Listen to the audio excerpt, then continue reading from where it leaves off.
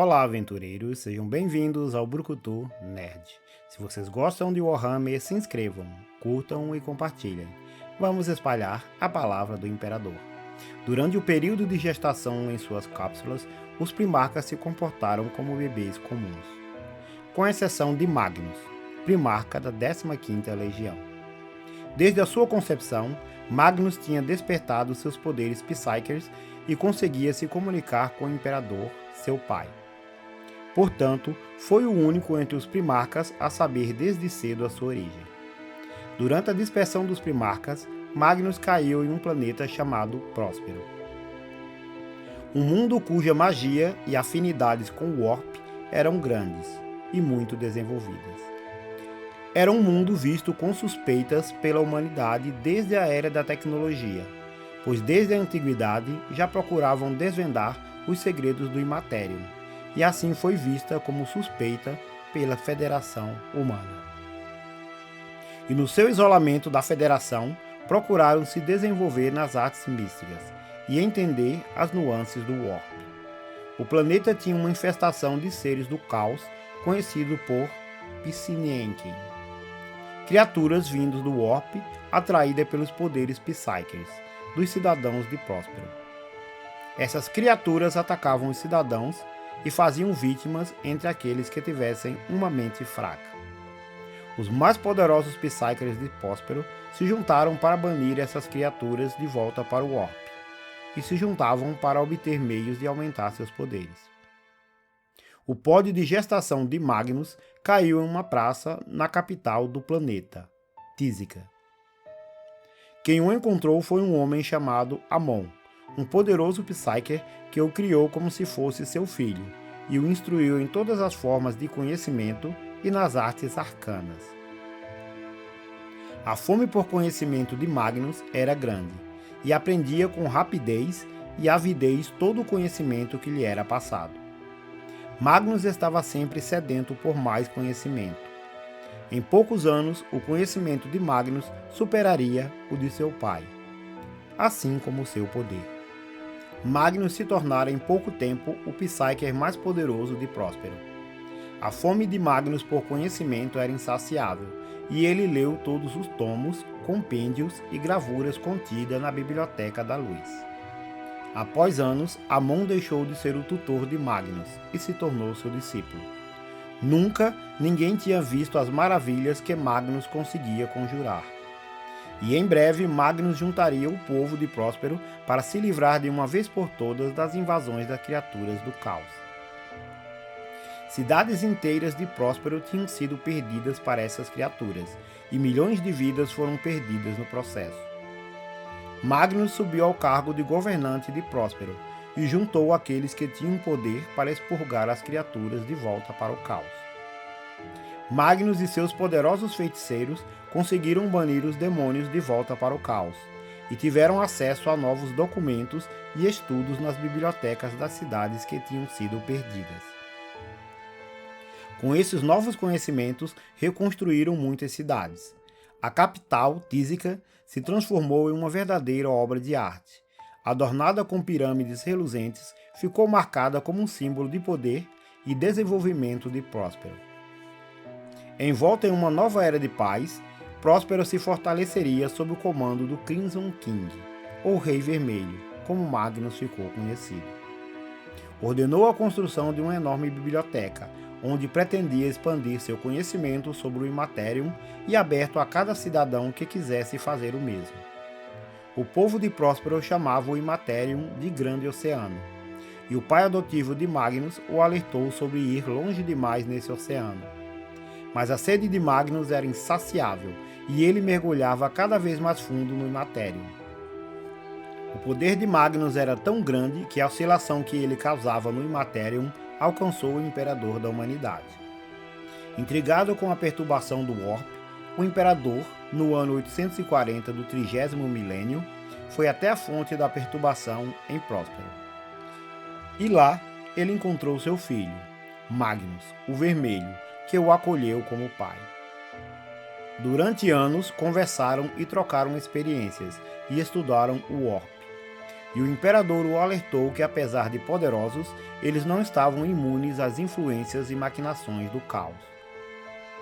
Existem coisas dentro do Warp que não importa o poder ou a sabedoria do homem, jamais será imune a tamanha malevolência.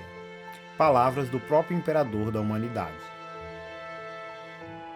Magnus assumiu o comando de sua legião, os Thousand Sons, ou os 1000 Filhos.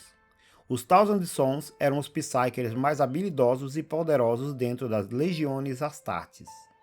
Mas para tanto poder, havia um preço a se pagar. A 15ª Legião era acometida de uma falha genética, uma mutação que provinha de seus poderes chamada de Flesh Change, ou mudança da carne. Mutações e rejeições dos órgãos implantados eram um resultado direto de seus poderes Psykers e de sua afinidade com o Imaterium. Essas mutações foram tão pesadas que reduziram a 15ª Legião a apenas 1000 Astartes. Daí o nome dado pelo próprio imperador da humanidade, de 1000 Filhos. Muitos dentro do Imperium clamavam ao imperador que exterminasse o restante da legião para prevenir as mutações de se espalharem. Mas Magnus implorou ao imperador que o permitisse procurar uma cura para seus filhos genéticos. O imperador concordou, e por muitas décadas Magnus buscou uma cura para os seus filhos genéticos. Magnus, na sua inocência, desesperado após décadas e não conseguir uma cura, buscou as entidades dentro do Warp por uma cura para seus filhos. O deus do caos, conhecido como Tzek, respondeu aos seus apelos e formou um pacto com Magnus, um dos olhos do Primarca, pela cura de seus filhos genéticos. Magnus aceitou e a barganha foi selada. Com a legião limpa de suas mutações, iniciaram na Grande Cruzada. E apesar dos seus pequenos números, foram capazes de trazer muitos mundos à submissão. Demonstrando seu poder arcano, avançaram e conquistaram muitos mundos, apesar das suspeitas das outras legiões. Liderados por Magnus, transparecia uma nobreza nunca vista antes entre as legiões Astartes. Mais pesquisadores que guerreiros, a 15ª Legião se deleitaria no domínio do Imaterium que seu Primarca agora proporcionava. Se relacionando com a população dos planetas que conquistavam, preferiam o diálogo e a paz ao invés de destruição e morte. E sempre que possível, utilizavam métodos pacíficos nas conquistas para o desgosto de Leman Russ e sua legião. Em todas as suas conquistas, absorvia o conhecimento sobre o arcano em todos os planetas que conquistavam. E logo com todo esse conhecimento, criou seu próprio tomo arcano, o Livro de Magnus. Amarrado em seu peito, carregou esse livro envolto no couro de uma criatura do caos. Com seu crescente poder e conhecimento, alcançou a Webway Eldar, mesmo sem o consentimento do imperador. E quanto mais crescia em poder e conhecimento, mais os Primarcas e suas legiões desconfiavam de Magnus e os Thousand Sons. Chegou a um ponto que algumas legiões fizeram uma petição formal ao imperador da humanidade, o que culminou no Conselho de Niqueia. A respeito do Conselho de Niqueia, tem um vídeo no canal que deixarei em um card. O Conselho de Niqueia estipulou o banimento do uso de poderes Psykers dentro das legiões Astartes, pelo próprio imperador. Apesar de desconsolado, Magnus obedeceu ao seu pai na proibição do uso dos seus poderes. Anos depois, quando Horus caiu em desgraça e iniciou sua rebelião ainda em segredo, Magnus tentou alertar seu pai, mandando uma mensagem pelo Imaterium. Mas o imperador da humanidade tinha colocado barreiras no Palácio Imperial, pois já estava trabalhando no projeto da Webway humana, e não queria intervenção das forças do caos. Magnus, então, aceitou a ajuda de um ser desconhecido dentro do Warp para quebrar essas barreiras e alcançar o imperador, pois seu aviso de traição de Horus demandava urgência. Na sua arrogância, ao quebrar as defesas do palácio, também permitiu a invasão das forças do caos à Webway humana e ao Palácio Imperial. Furioso com a desobediência de Magnus e com a destruição da Webway humana, o imperador despachou a Sexta Legião e o seu primarca para trazê-los à justiça perante o imperador. Magnus não conseguiu transmitir sua mensagem ao imperador e só trouxe a destruição de décadas de trabalho do imperador. Horus, interceptando a mensagem do imperador à Sexta Legião e sendo o War Master de todas as legiões, deu novas ordens à Sexta Legião. Leman Russ e sua legião deveriam exterminar e não capturar Magnus e sua legião. A Sexta Legião chegou em Próspero, queimando tudo em seu caminho, e Magnus entendeu que tinha sido manipulado pelas forças do caos. Próspero queimou ante a fúria do primarca Leman Russ e sua legião, e embora o Crimson King tenha lutado com valentia, foi derrotado pela Sexta Legião. Com a derrota, Magnus suplicou aos deuses do caos por misericórdia, e foi atendido por Tizek, deus do caos. Ele e a Cidade de Luz foram teleportados para o Olho do Terror, e foram colocados em um mundo demônio sob a supervisão do deus do caos, Tizek. Magnus se rendeu aos poderes ruinosos do caos, não para salvar a si mesmo, mas para salvar a seus filhos genéticos, e ascendeu a príncipe demônio, se fragmentando em várias partes. Seus fragmentos se espalharam pela galáxia para qualquer um que buscasse seu conselho. Seu corpo, agora príncipe demônio, se deterioraria pela falta dos seus fragmentos espalhados pela galáxia. O primeiro capitão dos Thousand Sons embarcaria em uma jornada para recuperar os fragmentos do seu primarca, e recuperaria a maior parte de seus fragmentos, a fim de tornar seu primarca inteiro novamente. Agora príncipe do caos, Magnus se aliaria a Horus a fim de recuperar seus fragmentos perdidos na Terra.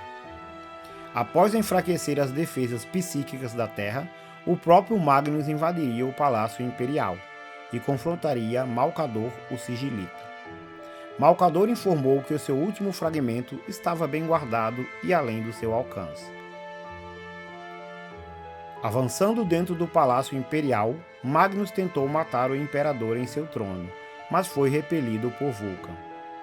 A batalha entre Vulcan e Magnus foi brutal, mas foi interrompida pelas visões que o Imperador enviou a Magnus.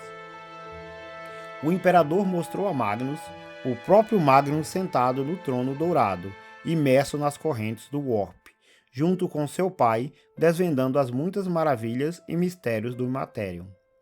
Essa visão mostrava Magnus guardando a Webway humana e o Imperador e o Imperium em paz consolidados.